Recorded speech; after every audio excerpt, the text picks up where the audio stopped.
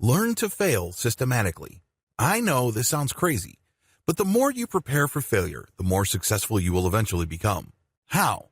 Well, it all boils down to understanding that we live in an imperfect world and that things do fall apart. The best laid plans often do not pan out as we had expected. This is all par for the course. So do yourself a favor. Expect setbacks. They will happen, and there's nothing wrong with experiencing that.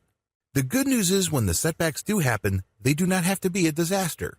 You don't have to backslide to where you started before you try to improve your discipline. You don't have to quit and give up. How do you do this? Well, since you're expecting a setback and you are preparing for it, you know what to do once it happens. First, you don't give in. If you suffer some sort of setback or fallback, don't give yourself an excuse to just give up. A lot of people cheat this way.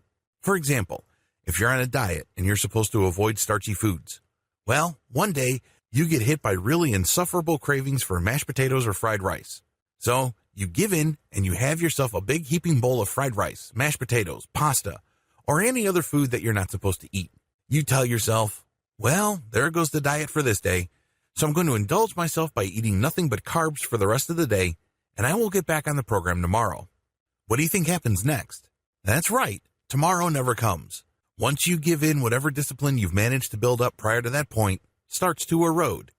Worst yet, it erodes very quickly. So, prepare for this and tell yourself it's okay to fall off the wagon. That's fine, but do not use this as an excuse to stay off the wagon.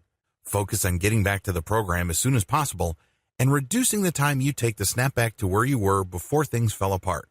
This enables you to develop a tremendous amount of tenacity, perseverance, and adaptability. Get used to snapping back until it becomes second nature. This way, even if you get hit with a really strong temptation and you can't help but give in, the next thing you do is go back to where you were before. This way, whatever damage your cheating or failure dealt will be small or inconsequential in the big scheme of things. It all boils down to getting used to snapping back. Get so used to it that you lose any negative emotional association with it. This is no time to beat yourself up. This is no time to play emotional games with yourself. Adopt these best practices and you will be able to handle setbacks like a disciplined pro.